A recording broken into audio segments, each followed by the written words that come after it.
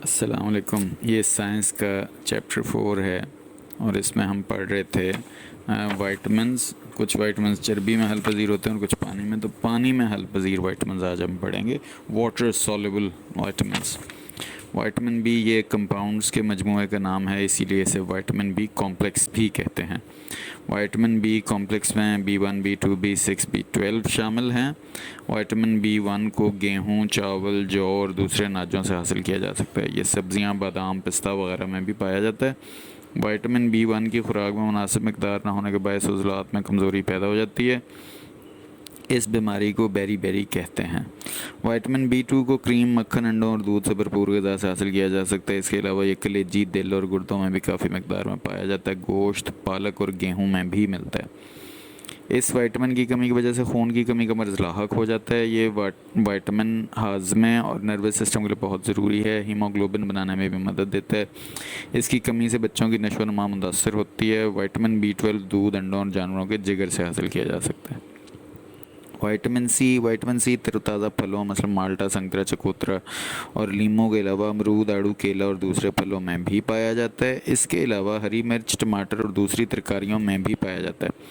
Vitamin C کی کمی کا شکار انسان سکروی کے مرض میں مبتلا ہو جاتا ہے, جس میں مسوڑے خراب ہو جاتے ہیں. اس کے علاوہ اس وائٹمن کی کمی سے جریان خون, طبیعت کا چڑچڑاپن, اعضاء کا درد اور امراض قلب بھی لاحق ہو سکتے ہیں.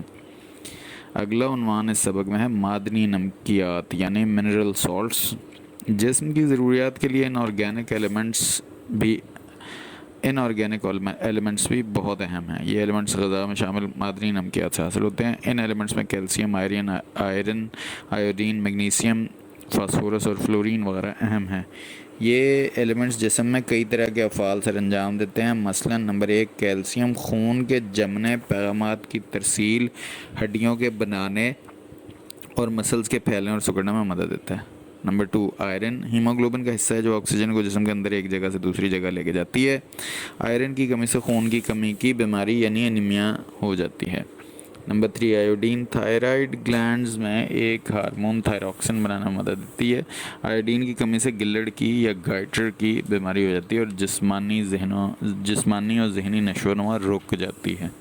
نمبر 4, عام کھانے کا نمک جسم کے مختلف افعال کو کنٹرول کرنے میں مدد دیتا ہے. نمبر 5, فلورائیڈ دانتوں کی صحت مند نشو و نما کے لیے ضروری ہے. اگلا بڑا موضوع ہے غذا اور انرجی یعنی فوڈ اینڈ انرجی. جسم کی روزمرہ کی سرگرمیوں, جسم کے اندر واقع ہونے والے افعال, جسم کو گرم رکھنے اور جسمانی نشو و نما کے لیے انرجی کی ضرورت ہوتی ہے. انرجی غذا کے مختلف اجزاء مثلا کاربوہائیڈریٹس, فیٹس اور پروٹین کے ٹوٹنے سے حاصل ہوتی ہے. حاصل شدہ انرجی کی مقدار کیلوریز کی شکل میں ناپی جاتی ہے. کیلری انرجی کی اکائی ہے. غذائی اجزاء میں انرجی کی مقدار, غذا کے مختلف اجزاء میں انرجی کی مقدار مختلف ہوتی ہے. مثلا 1 گرام کاربوہائیڈریٹ 4.1 کلو کیلری انرجی مہیا کرتا ہے. اس کے برعکس 1 گرام روغنیات 9.3 کلو کیلری انرجی مہیا کرتے ہیں. خوراک کے مختلف ذرائع میں بھی انرجی کی مقدار مختلف ہوتی ہے. کچھ عام غذائی اشیاء میں موجود انرجی کی مقدار نیچے دی گئی تفصیل میں درج ہے. کھانے کی چیزوں میں شامل ہیں چاولوں سے 100 گرام چاولوں سے 348 کلو کیلری حاصل ہوتی ہے. 100 گرام مٹروں سے 109 کلو کیلری. 100 گرام بینگنوں سے 5 کلو کیلری. 100 گرام کیلے سے 153 کلو کیلری. 100 گرام گائے کے دودھ سے 65 کلو کیلری. 100 گرام انڈے سے 180 کلو کیلری. 100 گرام گندم سے 348 کلو کیلری. 100 گرام آلو سے 99 کلو کیلری. سیم اماؤنٹ کے کھیرے سے 14 کلو کیلری.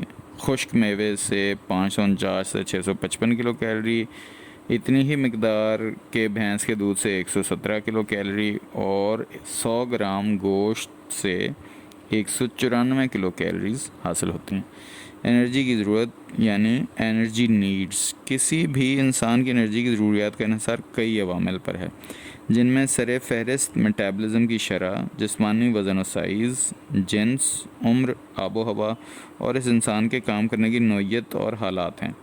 ان عوامل کا انرجی کی ضرورت سے تعلق درج ذیل ہے۔ بچوں اور نوجوانوں کو بوڑھوں کی نسبت زیادہ انرجی کی ضرورت ہوتی ہے۔ بوڑھے لوگوں کو انرجی صرف اپنی جسمانی مرمت کے لیے درکار ہوتی ہے۔ نوجوانوں اور بالغوں کو جسمانی مرمت کے علاوہ نشو و نما اور بڑھوتری کے لیے انرجی کی ضرورت ہوتی ہے۔